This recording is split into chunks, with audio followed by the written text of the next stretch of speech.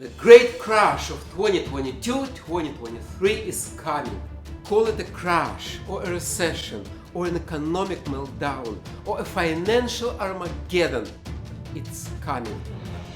And when the great crash will start, our politicians will do nothing to stop it. And not because they wouldn't want to stop it, they would, but because our governments will have no tools, no weapons to fight the crisis. Our politicians, our wonderful leaders will sit back and enjoy the show. My name is Vitaly. I am a boring economist, and this is my channel, Bare Basics Economics. And in this video you will learn why the US economy will crash, why governments will be unable to stop it, and why the upcoming crisis will be different, worse than the crises of the past, crisis of 2008 and 2020.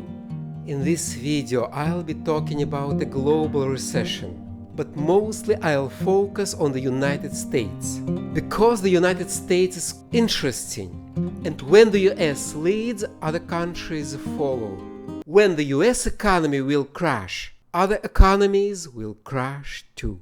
America is a nation that can be defined in a single word. I was going to put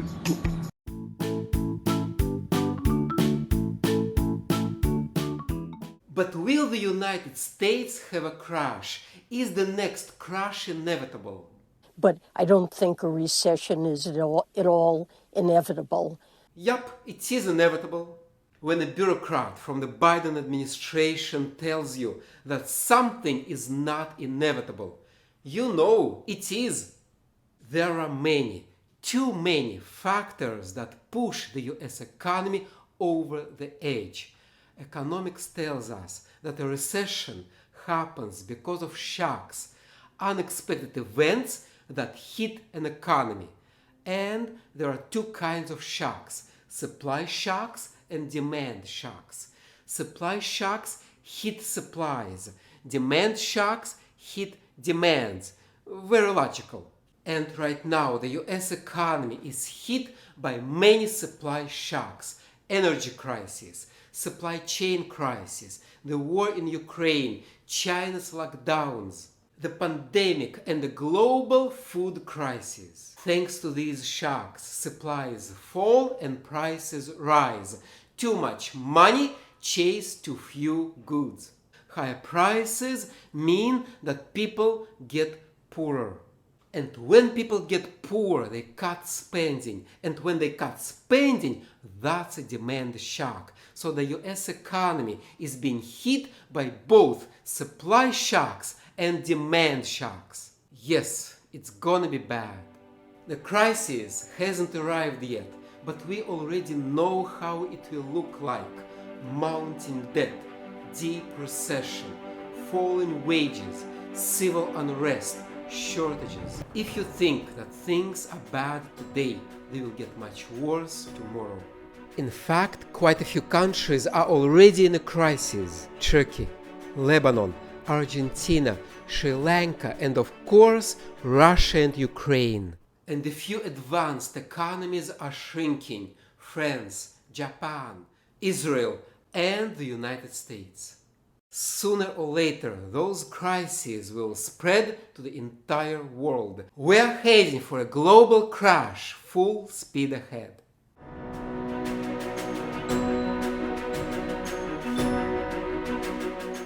No, this is the difference between previous crises and this one.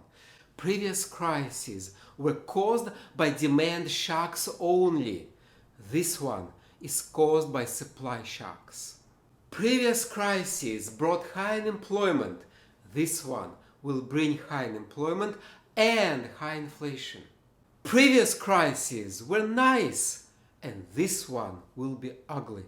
It's called stagflation, recession and inflation, high unemployment and high inflation, and governments cannot fight both inflation and unemployment at the same time. It's either or. In economics, it's called the short-run Phillips curve, the fact that the governments cannot fight inflation and unemployment at the same time. Governments have to choose one.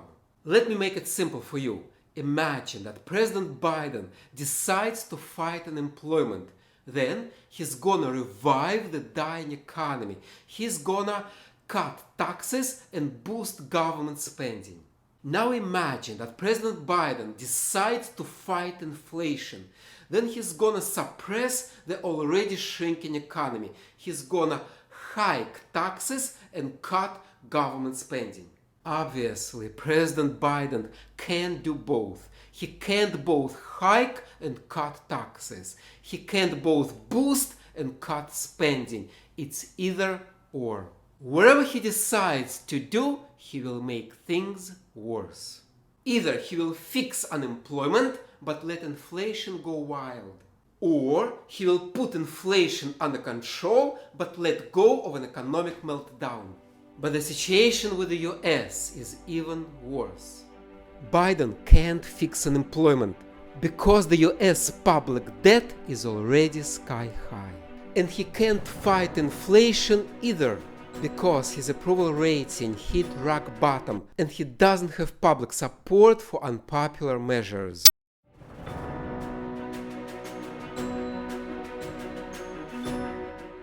No, the US Central Bank, the Federal Reserve, will have the same problem to fight inflation or unemployment. If the Federal Reserve wants to fight unemployment, it's gonna increase money supply.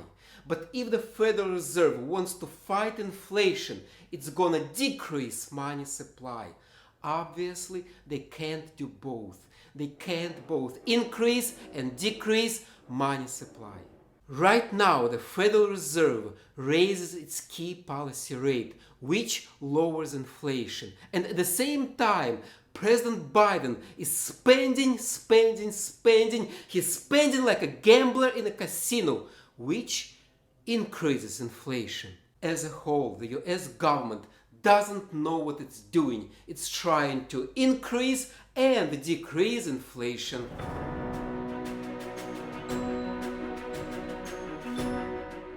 Because governments and central banks will be powerless, the next crisis will be longer and deeper than usual.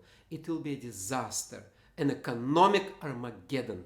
But also it will be an opportunity, a once-in-a-lifetime opportunity to buy stocks on cheap.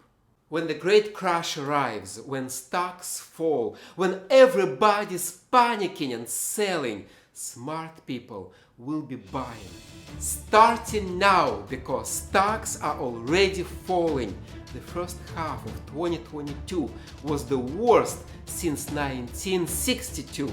Stocks are already in the bear market territory, and when the crisis arrives, that will be time to buy. And I wish you to survive the next crash, to take advantage of the next crash. Be happy, be safe, and learn economics.